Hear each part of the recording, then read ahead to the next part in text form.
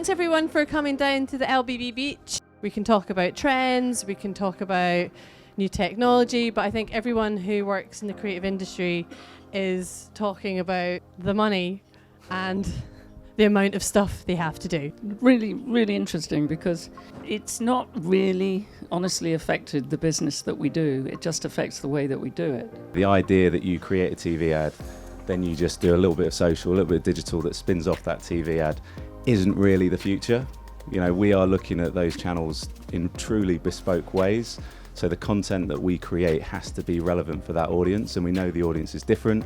We know the type of content they expect is different, and that's where we're really pushing the agencies hard. I think a lot of it's just about mindset. It's just if you're from the old school agency world and you're used to working in this very linear baton passing way where someone passes the baton to the next person, it goes up and down loads of food chains, and you've got this really archaic way of thinking, then you're probably a bit screwed. When you think about how do I divide up my budget, you've got to think about the media first and then apply the content to the media, to that media decision.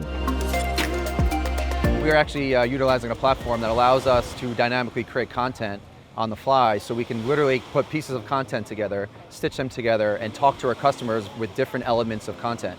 So it's not just the big ideas anymore, which will never go away, but it's actually figuring out how to talk to your customers in a very personalized way, and then using the media to target them. We're changing the films. We are shooting several formats within the same film. Sometimes we have 2 units, and one is on a very small format and the other one is on a RE or on Red. But using technology, that development gives us a tool, a more affordable tool to be able to deliver creativity. Whatever we're doing production-wise has to be done smart and has to be done in a clever way, in the best way that we can possibly do it. And production houses are really, really flexible in terms of whatever the budgets are, and we've all been through these cycles where budgets get really tight, and we're really inventive and we're really smart at what we do. I like to hire creatives who can also direct, or who can be photographers or DJs or something else. And so we turned one of our meeting rooms into a photography studio, and we shot that side of the campaign ourselves. Now that you heard the phrase, fix it in the post, I believe in fix it in the prep. Get that right, you get that stuff all kind of briefed out and scoped out well. Then when we come to talk to the production partners, there's no surprises. We've completely spun it on its head. We're looking very much social first. And the whole ideas that we get back from the agencies, when we pitched this out to 3 different agencies, we were looking for what is going to get us the most amount of earned media. There hasn't been anywhere near enough effort on trying to win the argument to increase budget, because increased budget will increase sales. A lot of clients talk to us about return on investment, and I think it's very easy to forget that the most important thing that creates that return on investment is creativity. Yeah, I think most good creatives tend to be quick, and creatives don't tend to think about money. They just think about ideas, and they're quite quick. What I think slows the process down is the amount of time we spend focus grouping things and researching things and all of the other stuff that isn't actually the generation of the idea. New generation of brands who are probably less than 10 years old, who are disrupting categories left, right and centre, and who we spend our entire lives interacting with on our phones. I think that the average age of marketeers in that world is way, way, way younger than it ever was in the previous generation, and that has challenges. I don't think those kind of older mentors exist necessarily in those organisations. As we all know, all right, these older, faster people are awesome, and they should be employed.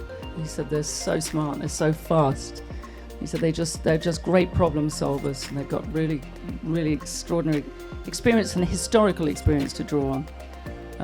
And that's what he's looking to crew up with a lot of older creatives, which was really refreshing. I think there are opportunities for clients to tap into incredible creative resource without having to go through, your typical traditional agency with all of those overheads that go along with it. ultimately, the reason that clients choose agencies is about people by people, because that's a partnership they're going to spend time with, going to trust, they're going to go the extra mile for.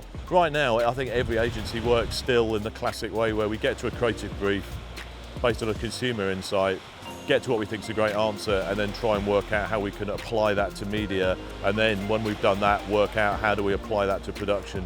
So I think the big shift is really do that, work it all out up front properly, and then you'll get a much better result.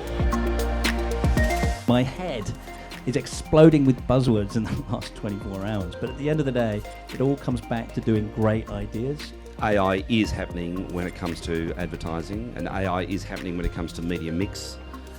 So a machine will do a lot of, let's just call it the digital part of advertising. I think that is just going to happen. No matter how sophisticated AI is in the future, there's no way that it's going to replicate the billion years of human evolution, the way that our brains are wired, just that spark of brain synapses connecting and putting together a load of connections to create a bit of magic. I'm very much on, Andy's page.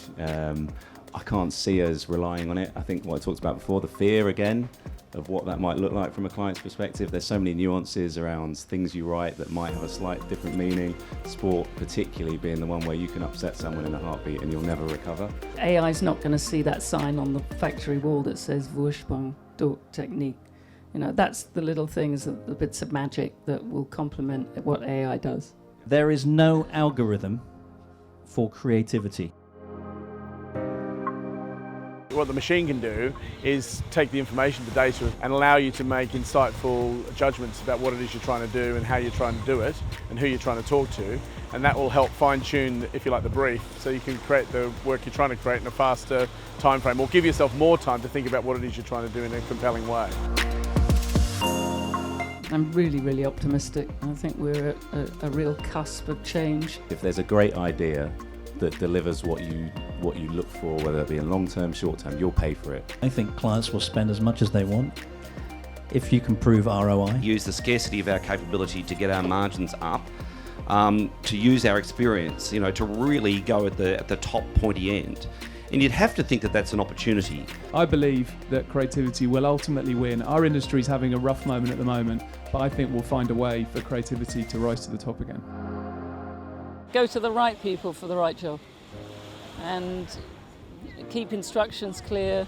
Be really, really honest about what you've got. There's a lot of misinformation about absolutely what is in the budget, and listen to them when they tell you that there's a really difficult issue with one tiny part of that film, because they're always right. The idea that you pay good money for good creative, people get, but they don't understand why. So I think fundamentally developing clients to really understand the production process is the one thing that will help keep the value up. There are ways and means of designing jobs and being able to take out a lot of the budget that's not spent where it needs to go, which is on screen. 10 years of not much growth, not much GDP growth. I think one of the reasons is because people haven't been spending money on marketing.